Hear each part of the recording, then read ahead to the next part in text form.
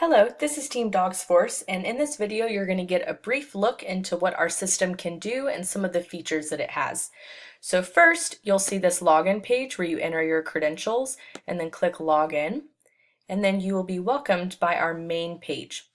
Here you have the top menu taskbar, which allows you to access each of the objects within our database, as well as an expanded menu tile bar, which just allows ease of use and ease of visibility.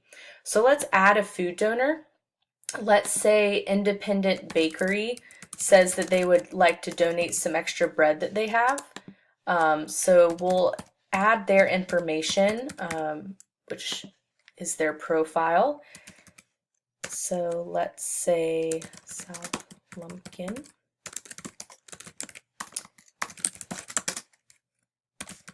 And for the donor status, we're going to leave them as active because they're currently donating. However, if they will no longer ever donate bread, you would put archived and then temp archival if they're just for the next couple weeks unable to donate. So we will save them and add them as a new donor. And now let's create a donation instance. So let's say that now they brought their first batch of bread and we need to record their donation. We can now search for them. And because we've added them in our system, the centralized platform allows you to directly link that donor information to this form. And the next two fields go along with the Food Bank of Northeast Georgia reporting standards. So it's a dynamic option. So if the category is raw, then your options are produce, meats, dairy, freezer, dry goods. However, if the food category is deemed prepared, then you must select bread and bakery, prepared meals, and etc.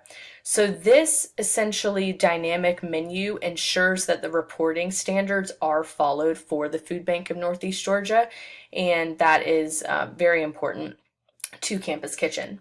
So as I mentioned, they donated bread. Let's say they donated it today at around 2:30 p.m. and it was 10 pounds of bread. Now we'll save it. And you can view this information now through the Comprehensive Food Recovery Report, which is visible right here. So because of this reporting structure we have created, you can filter by date, and regardless of what you need, they are grouped by the donor name. So we see Independent Bakery has indeed donated 10 pounds of bread and bakery. So through our system, you are able to accurately track data and keep everything in a centralized, easy format. So we hope you enjoyed our brief tutorial video. Thank you.